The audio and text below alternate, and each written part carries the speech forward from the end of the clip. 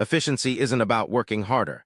These four tools automate the repetitive tasks that currently drain your workday energy.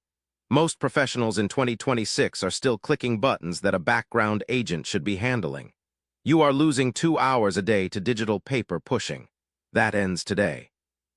Welcome to Dry Run, where we test AI tools so you don't waste your afternoon finding out they don't work. The problem we are facing right now is context switching. You spend 20 minutes getting into a deep work state, only to be pulled out by an email that requires a 5-second answer. Or you spend an hour in a meeting, only to spend another 30 minutes typing up what was actually decided. This friction is expensive. It costs you the mental energy you need for high-level strategy. In 2026, the gap between the people who use agentic workflows and those who still use manual software is widening. If you are still manually sorting your inbox or building slide decks from scratch, you are competing with one hand tied behind your back. By the end of this, you will have a specific 4-part stack that handles your triage, your documentation, your research, and your reporting. You will know exactly which tools to deploy to reclaim 10 hours of your work week. Number 1, autonomous inbox triage. You can stop reading every email that hits your primary folder. These tools use local-first models to analyze your historical replies and calendar availability. They don't label your mail, they draft the response and hold it in a review queue. This saves about 3 hours a week if you use it right. Here's the thing most people miss. You shouldn't use AI to write long, flowery emails. Use it to scan for 3 things: requests for your time, requests for data, and status updates. Why does this matter? Because 80% of your professional communication is predictable. How do you use it today? Connect your provider to a 2026 standard agent like Shortwave or the updated Proton Sentinel. Set your auto-draft parameters to only trigger for internal team members. When you open your laptop at 9:00 a.m., you aren't looking at a blank screen. You are looking at 10 drafted replies that only need a single click to send. Takeaway: your inbox should be a list of approvals, not a list of chores. Number 2, execution-focused meeting synthesis. Most people use AI to transcribe meetings, which leaves them with a 10-page transcript nobody will ever read. That is a waste of storage. You need a tool that focuses on the execution layer. These agents listen for commitments. When someone says, "I'll send that spreadsheet by Friday," the tool automatically creates a task in your project management software and assigns the deadline. Let me break this down plainly. A transcript is a record of the past. An execution agent is a roadmap for the future. This matters because it eliminates the "what did we agree on?" follow-up cycle. To use this today, integrate an agent like Firefly's or Otter's 2026 Pro Suite directly into your Slack or Microsoft Teams environment. Configure the action trigger to ping the relevant channel immediately after the call ends.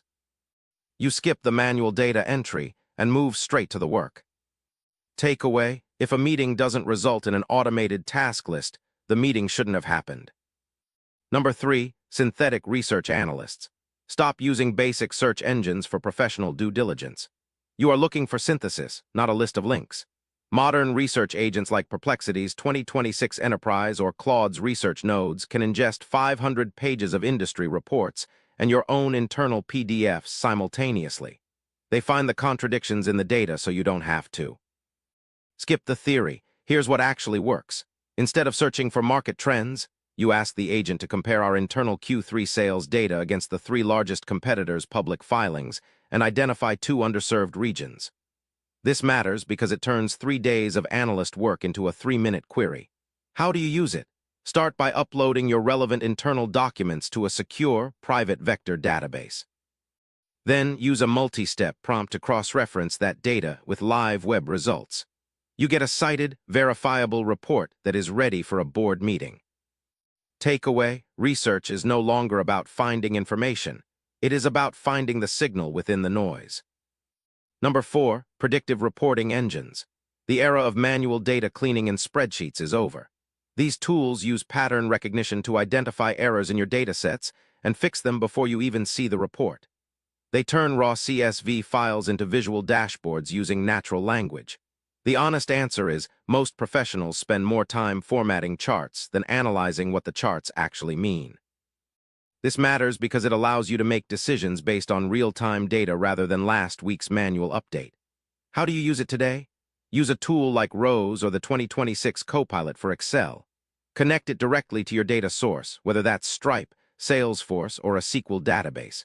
Instead of building a pivot table, type, "Show me the churn rate for customers who joined in March versus April," and highlight the primary cause. The tool builds the logic, cleans the data, and generates the visual. Takeaway: data analysis is now a conversation, not a technical hurdle. That's everything for today. If one of those saves you even 30 minutes this week, it was worth your time watching. To recap the stack, use autonomous triage for your emails, execution agents for your meetings, synthetic analysts for your research, and predictive engines for your data. This is how you move from being a reactive worker to a proactive strategist. You stop managing the tools and start managing the outcomes. If this was useful, hit subscribe. We post every week, no filler. And drop a comment below. Which part of your daily routine feels the most repetitive and should be handled by an AI agent? I read every reply.